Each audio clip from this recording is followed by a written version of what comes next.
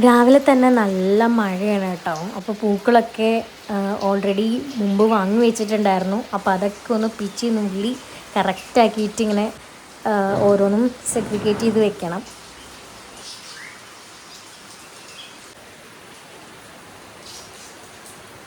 ഞാൻ ഈ ബാക്ക്ഗ്രൗണ്ടിലുള്ള വോയിസ് ഒന്നും കട്ട് ചെയ്യുന്നില്ല കേട്ടോ. കാരണം നല്ല രസമുണ്ട് ആ നാച്ചുറൽ റെയിൻ്റെയും കുയിലിൻ്റെയും എന്തൊക്കെ കിളികളുടെയൊക്കെ സൗണ്ട് കേൾക്കാൻ നല്ല രസമുണ്ട്.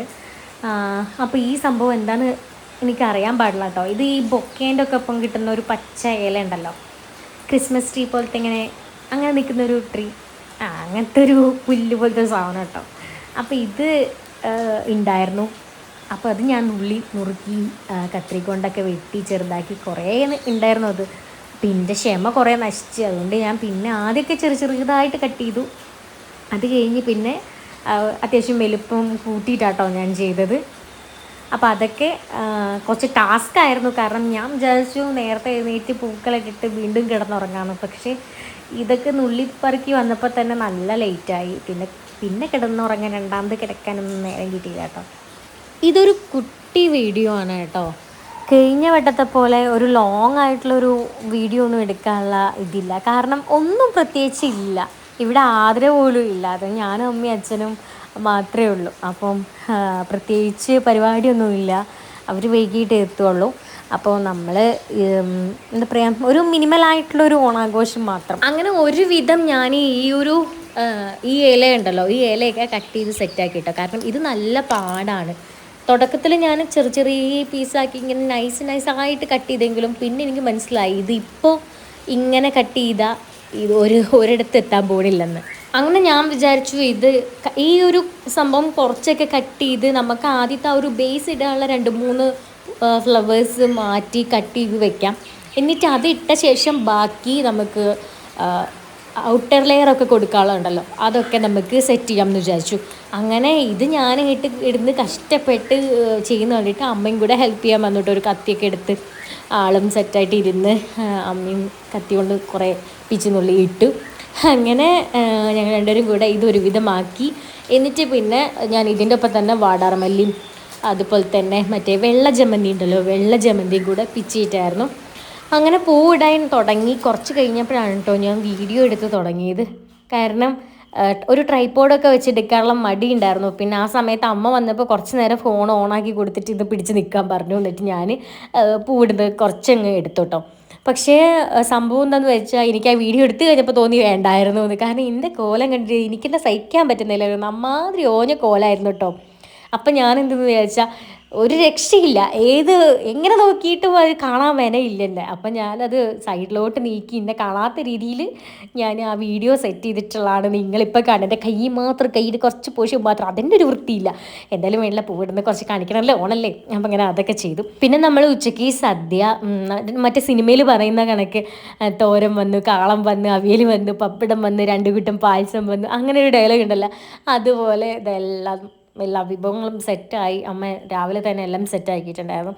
അങ്ങനെ ചോറും സാമ്പാറും, നല്ല അവിയൽ, കാളൻ, അച്ചാറ്, പുളിയിഞ്ചി, പപ്പടം, പഴം, പായസം എല്ലാം കൂട്ടി ഒരു പിടി പിടിച്ചു കേട്ടോ. നല്ല രസമുണ്ടായിരുന്നു. അപ്പം സദ്യ കഴിക്കുമ്പോൾ അതിൻ്റെ കൂട്ടത്തിൽ ഞങ്ങളങ്ങനെ നോൺ വെജ് വെക്കാറില്ല. പക്ഷേ ഇത്തവണ ഞങ്ങൾ ഒരു കൂട്ടം നോൺ വെജും കൂടെ വെച്ചിട്ടുണ്ടായിരുന്നു. ഞങ്ങൾ പൊതുവേ വെക്കാറില്ല കേട്ടോ. ഇത്തവണ എന്തായാലും നമുക്കൊരു ചെറിയൊരു നോൺ വെജും ഉണ്ടായി.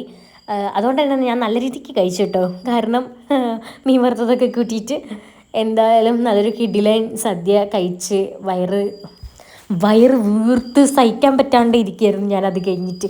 ഈ സദ്യയൊക്കെ കഴിച്ച് അവസാനം പായസം കുടിച്ചൊരു മത്തായിട്ടിരിക്കുന്നൊരു അവസ്ഥ ഉണ്ടല്ലോ, എന്താ പൊന്നെ, പറഞ്ഞറിയിക്കാൻ പറ്റില്ല.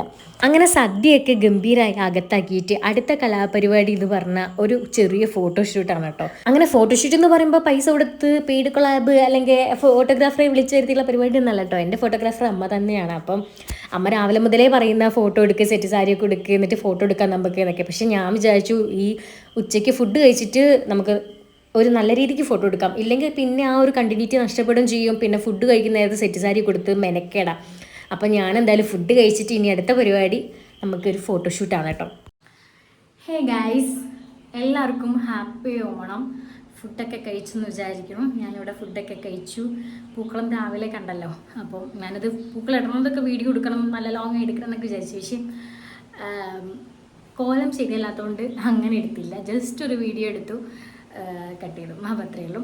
പിന്നെ ഇതാണ് കേട്ടോ എൻ്റെ ഇത്തവണത്തെ ഒരു ഓണക്കോടി.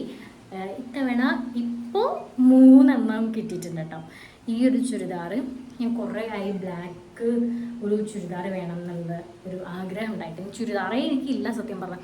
ആകെ ഒരു ചുരിദാർ മാത്രമേ ഉള്ളൂ, അത് അവരുടെ എൻഗേജ്മെൻറ്റിൻ്റെ സമയത്ത് എടുത്ത ആ ചുരിദാർ. അപ്പോൾ ഈ ഒരു ചുരിദാർ മാത്രമേ ഇപ്പം എനിക്ക് ആ ഒരു ചുരിദാർ മാത്രമേ ഉണ്ടായിരുന്നുള്ളൂ. അപ്പോൾ ഇപ്പോൾ എനിക്ക് 2 ചുരിദാർ കൂടെ ഓണത്തിന് കിട്ടി. ഇത് ഒരു ഉണക്കോടിയാണ്, പിന്നെ പറഞ്ഞാൽ ഞാൻ കാണിച്ചു തരാം. പിന്നെ ഇതാ ഈ ഒരു ചുരിദാർ കേട്ടോ, ഇതും ഇത്തവണത്തെ ഒരു ഉണക്കോടിയാണ്. ഇത് അമ്മയുടെ വകയാണ് കേട്ടോ, അതായത് ഞാൻ തന്നെയാണ് പോയി എടുത്തത്. പിന്നെ ഈ ബ്ലാക്ക് ഉണ്ടല്ലോ ഞാൻ ഇട്ടിരിക്കുന്നത്, അത് സ്വത്തുണ്ടാക്കുക കേട്ടോ. അപ്പോൾ ഈ ചുരിദാർ ഇത് രണ്ടും ഞാനിപ്പോൾ ഓൾട്ടർ ചെയ്തിട്ട് കൊടുത്തിട്ടേ ഉള്ളൂ. അപ്പോൾ ഞാനപ്പോൾ തന്നെ കൈയോടെ ഈ ബ്ലാക്ക് ഇട്ടു. പിന്നെന്താ, ഈ ഒരു കളർ ഉണ്ടല്ലോ, ഇപ്പോഴത്തെ ട്രെൻഡിങ് ആയിട്ടുള്ള കളറാണല്ലോ റസ്റ്റ് ഓറഞ്ച്. അപ്പോൾ ആ ഒരു കളർ എനിക്ക് വേണമെന്നുണ്ടായിരുന്നു. അങ്ങനെ എനിക്ക് ബ്ലാക്കും വേണമെന്നുണ്ടായിരുന്നു, ഈ ഒരു ഓറഞ്ചും വേണമെന്നുണ്ടായിരുന്നു. ഈ 2 കളറും ഇത്തവണ എനിക്ക് കിട്ടി. പിന്നെ ഞാൻ വിചാരിച്ച പോലത്തെ ചുരിദാറല്ല കേട്ടോ എനിക്ക് കിട്ടിയത്. ഇതിന് നല്ല റേറ്റ് ഉണ്ട്. പക്ഷേ ഞാൻ ഉദ്ദേശിച്ചു കുറച്ചും കൂടെ നല്ല കുഴഞ്ഞെടുക്കുന്ന ഒരു ടൈപ്പ് ക്ലോത്ത്. ഇത് നല്ല കുഴഞ്ഞെടുക്കുന്ന, പക്ഷേ എൻ്റെ മനസ്സിൽ വേറെ ടൈപ്പൊക്കെ ആയിരുന്നു. എന്തായാലും ആഗ്രഹിച്ച കളർ കിട്ടി. അപ്പം അതാ നല്ല അടിപൊളി ചുരിദാറാണ്. പിന്നെ ഇനി ഒരു ഓണക്കോടി ഉണ്ട്, ഇത് സെറ്റ് സാരിയാണ്. അപ്പം ഞാനതൊക്കെ എടുത്തിട്ട് ഇപ്പോൾ ഒരു വീഡിയോ എടുക്കുക, ഒരു ഫോട്ടോസൊക്കെ എടുക്കാൻ വേണ്ടിയിട്ട് പോസ്റ്റ് ചെയ്യണമല്ലോ. അപ്പോൾ ഇതും ആ സെറ്റ് സാരിയും സ്വത്ത് വാങ്ങി തന്നെ കേട്ടോ. അപ്പോൾ ഗൈസ്, ഇതാണ് ഞാൻ പറഞ്ഞ ആ ഒരു സെറ്റ് സാരി കേട്ടോ. അപ്പോൾ ഇതാണ് അതിൻ്റെ ഹൈലൈറ്റ്. അടിയിൽ കുങ്കുറുമണിയൊക്കെ ഉണ്ട് കേട്ടോ, നല്ല ഭംഗിയില്ല, നല്ല വെയിറ്റ് ഉണ്ട് കേട്ടോ. ഇത് ഞാനൊരു ഇൻസ്റ്റാ പേജിൽ നിന്ന് വാങ്ങിയത്, കാവ്യം എന്ന് പറഞ്ഞ ഒരു ഇൻസ്റ്റാ പേജിൽ നിന്ന് കേട്ടോ. അവരുടെ ടിഷ്യൂ സെറ്റ് സാരി, ടിഷ്യൂവിൻ്റെ സാരിയാണ്, നല്ല ഭംഗിയുണ്ട് കാണാൻ. ഇതിൻ്റെ കുറച്ച് ഫോട്ടോസൊക്കെ ഞാൻ എടുത്തിട്ടുണ്ട്, പക്ഷേ വിചാരിച്ച അത്ര സെറ്റായിട്ടൊന്നും കിട്ടിയിട്ടില്ല. എന്തായാലും ഈ ഒരു ബ്ലൗസും അടുപ്പിച്ചിട്ടുണ്ട് ഞാൻ, അതുപോലെ തന്നെ ഒരു ഗ്രീനും അടുപ്പിച്ചിട്ടുണ്ട്. ഈ ഒരു ചോക്കർ നമ്മുടെ തന്നെ പേജിലുള്ള ഒരു എക്സ്ക്ലൂസീവ് ചോക്കറാണ്. അതുപോലെ തന്നെ ഇതാണ്ടോ ഈ ഒരു ഇയറിങ്സ് ലോട്ടസിൻ്റെ ഇയറിങ്സും നമ്മുടെ പേജിലുള്ളതാണ് കേട്ടോ. അപ്പോൾ ഇത് രണ്ടും വെച്ചാണ് ഞാനിന്ന് വെയർ ചെയ്തത്. അപ്പോൾ എങ്ങനെയുണ്ട് ഈ ഒരു ഉണക്കോടി സ്വത്ത് കൊടുത്താണ് കേട്ടോ. അപ്പോൾ നല്ല രസമില്ലേ കാണാൻ, പാദങ്ങളെ ചെട്ടിക്കാം. അപ്പം എല്ലാവർക്കും once again happy Onam. Tata.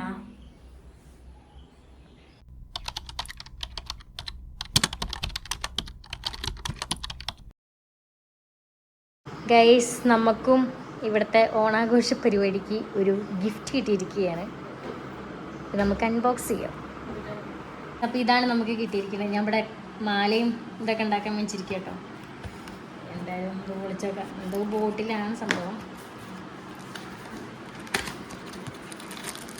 ഇത് കളറാണ് പറഞ്ഞാൽ പറ്റും. റെഡ്. ഇതാണ് നമുക്ക് കിട്ടിയ ഗിഫ്റ്റ്.